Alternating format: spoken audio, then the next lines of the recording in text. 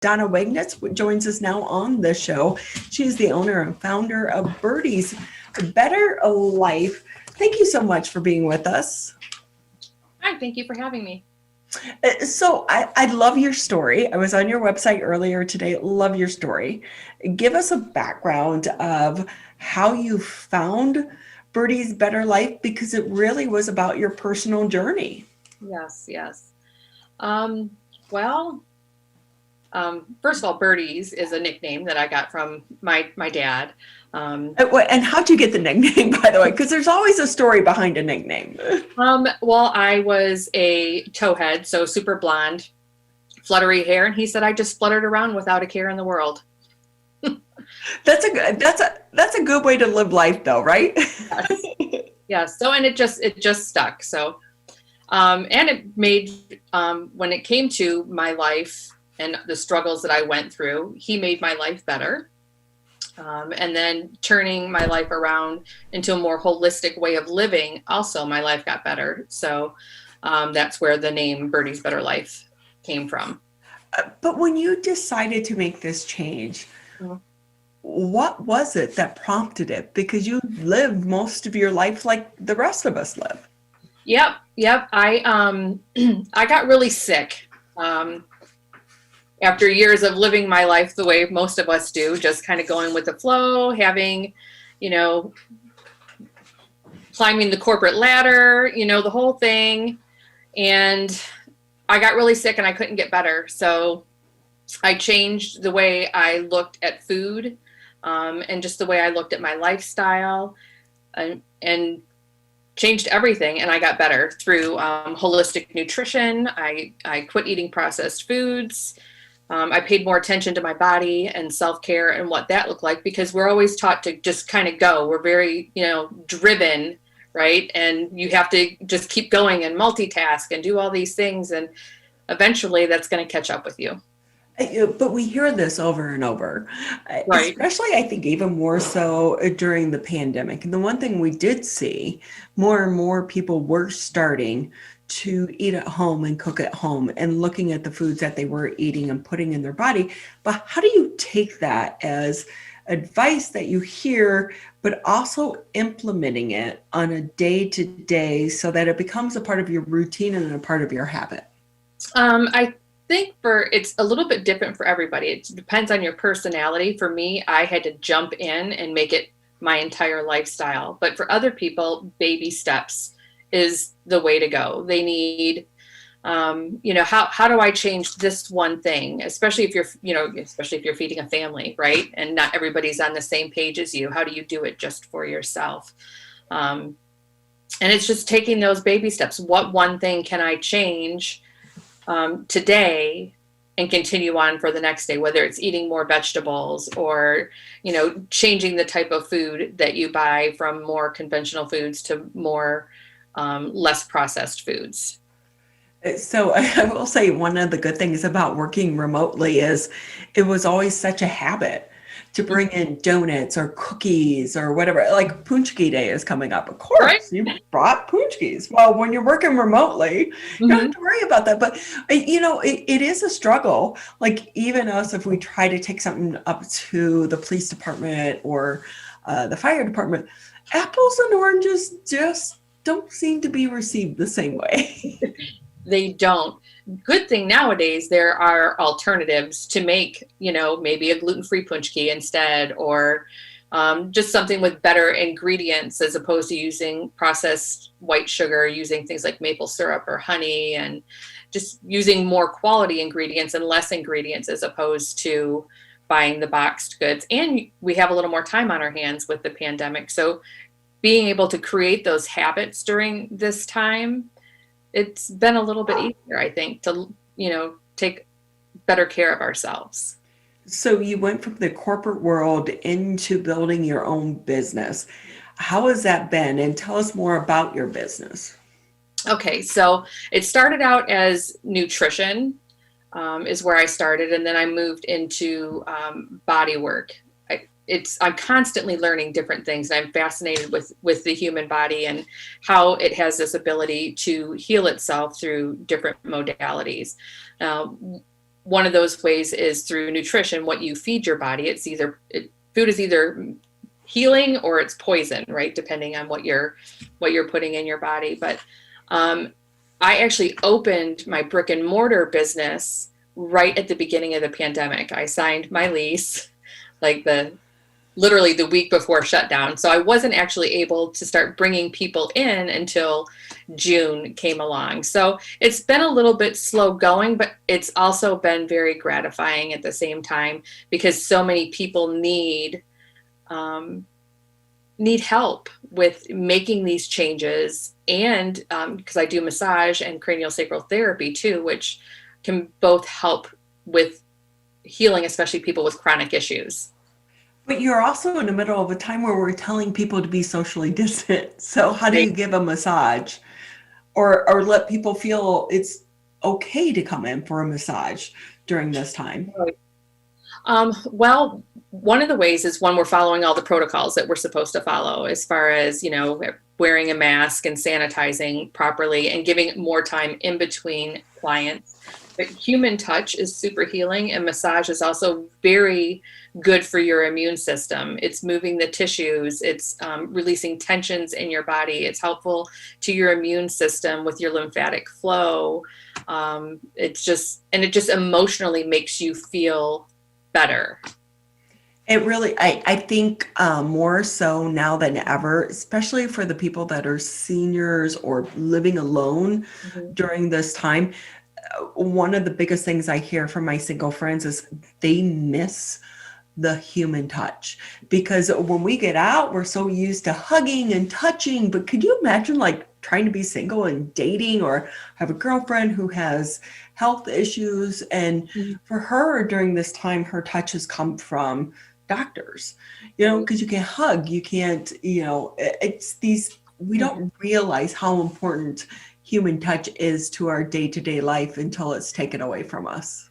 Even just the interaction too, right? If you're alone all the time, especially working from home, if you live by yourself, you're not getting that interaction.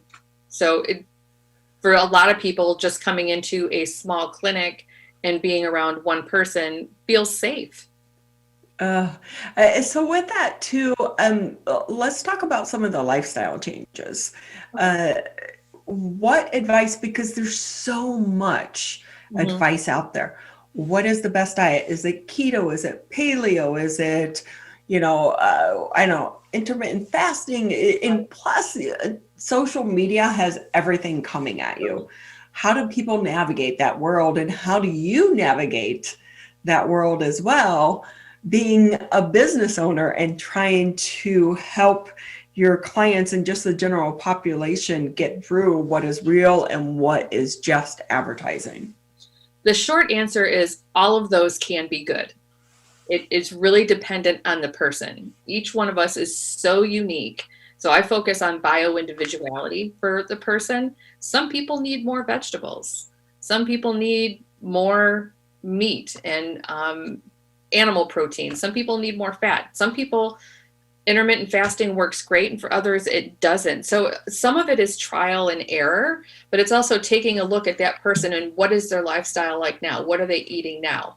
What other stressors and environmental factors do they have? Because a big part of changing, not just what you consume through your mouth, but what are you putting on your skin and what are you breathing in your home? So removing those types of toxins is also a part of the lifestyle change. So getting rid of some of the chemicals and finding safer options for cleaning, and, fragrances and everything. And it can be, I can't even count how many chemicals can be in fragrance. It's just so many. And people don't realize that those are some of the things that they're reacting to until you remove them.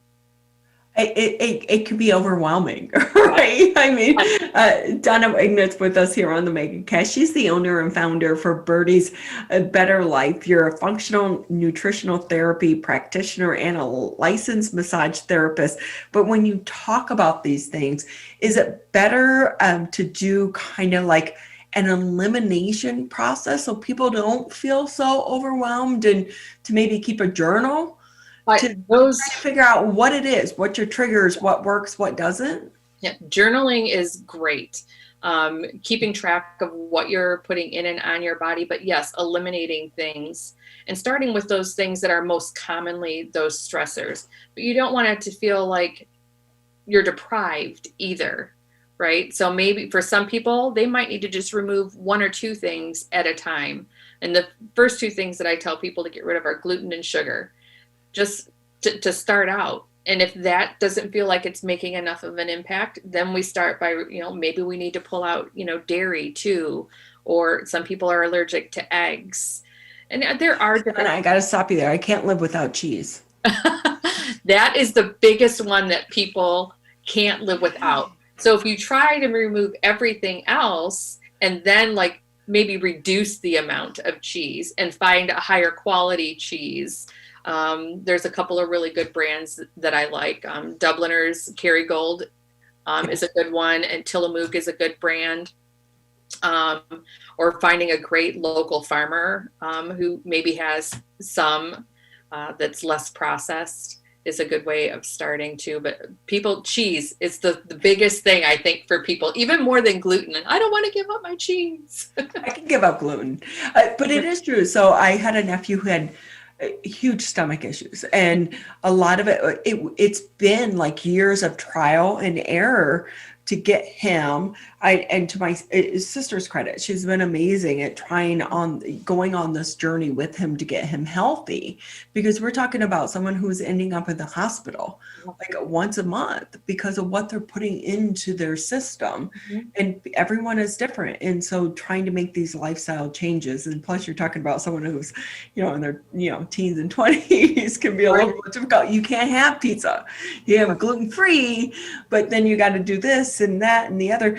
But we're also in a pandemic, but even as people start to get out and they go over to other people's houses, as someone who's a host, mm-hmm. it could be challenging to say, oh, wait, do I need gluten-free? Do I not? So is it better for an individual to bring their food with them, or to just let the host know, this is what I can and cannot eat?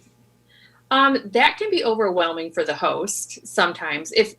So knowing your audience is a big part of that. Whose house are you going to? I thankfully have a great group of people that accommodate at least something, or I offer to bring something along that I know that I can have, or I eat before, so that I know that that I'm not feeling left out as well. So one of the other things, I was on your website and we talk about essential oils. So I just started taking a yoga class, but it's a stretching yoga class, because some of these yoga classes are very intimidating. Like, when you get these size like double zeros and they move and they're like, no, this is like stretching for mm-hmm. life. But she does a lot of essential oils as well. Mm-hmm. So there's been a lot of controversy mm-hmm. with some of the essential oils as well. Is it really one of those things that to make you feel better in the moment, or is there science behind using and utilizing essential oils in your life? There is science behind it. And there are some really good resources for that. I think the key to that is not looking at just looking for one place to find your information, right? So there's a lot of direct sales companies. I happen to purchase mine from one, but I don't just look to them for answers. I look to a lot of the experts for information. I want to make sure that I'm using them safely and appropriately. But yes, to answer your question, there is science behind it, and a big part of it has to do with the olfactory. The sense of smell is, and getting it into your cells that way, using things diluted so that you're not putting them on your body neat, and doing that properly. There's a lot of controversy around ingesting and whether you should or whether you shouldn't. I'm not a certified aromatherapist, so it's not something that I recommend to people. The key to essential oils is using them consistently as well. If you're just looking to use it for, one thing, like they're great for burns. Like I've got a burn mark on my arm here. I did not put essential oil on here like I normally would have, and it's taking a lot longer to heal. I did it on another spot and it healed within a few days. My husband's gotten off of allergy medicine by changing his diet and using essential oils. It really is. It's been so great talking to you because it's so important about, especially it's the diet, what we're putting into our bodies as well. And what works well for one person isn't necessarily the best thing for the other. But the pandemic has all of us in such a tailspin right now. But can you tell us a little bit about your business? Where can people find information and what services do you offer as well? Okay, so I am located in the Healing Redefined Holistic Wellness Center in West Bloomfield. So we're at 14 and Middle Belt in the Park Plaza right there. Information, you can find me on my website, which is birdiesbetterlife.com. I'm also on Facebook and Instagram. So some of the things that I offer are the functional nutritional therapy, which is, like I said, working with you as a bio-individual person. We look at a lot of different things and come up with a plan for you. I do teach some classes as well, and I have some group programs as far as one is called Restart, which has a 3-week sugar detox built into the middle of it. And that goes through like setting up your kitchen, getting it prepared for the sugar detox. And then the last week is reintroducing foods. How do I do this? So it kind of goes through the whole process, like a mini elimination diet. But then there's also the body work. I do massage therapy, a multiple modality approach with some myofascial release. And I'm also do cranial sacral therapy as well. So prior to you getting on this journey, Mm-hmm. if someone would have said to you, this was going to be your life's work, let's say 20 years ago, what would you have said to them? I would have said they were crazy. Listen, I drank Mountain Dew, ate Oreos, ramen noodles, Doritos. Those were Reese's peanut butter cups. Those were staples in my life. So I think about that a lot. And I think, gosh, if I can do this, anybody can. Especially if you have help. But I am saying, like, Reese's peanut butter cups, for me, it's only at Easter time because for some reason they taste so much better when they're in the Easter egg. But also, was it a light switch that went on, or was this a process for you?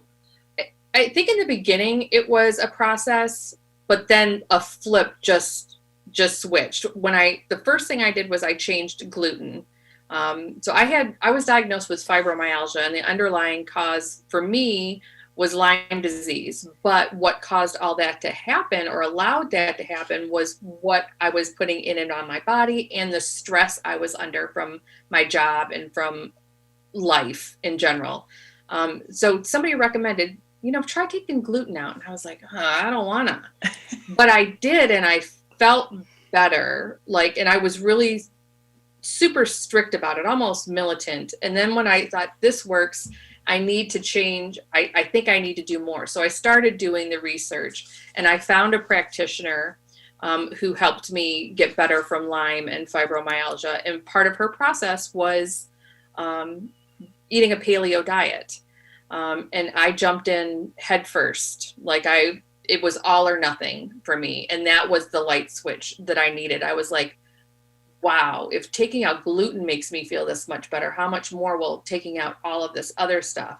And then within 3 months, I had lost 30 pounds. I felt better than I had in years. I went from not being able to roll over in bed to off-roading and hiking. And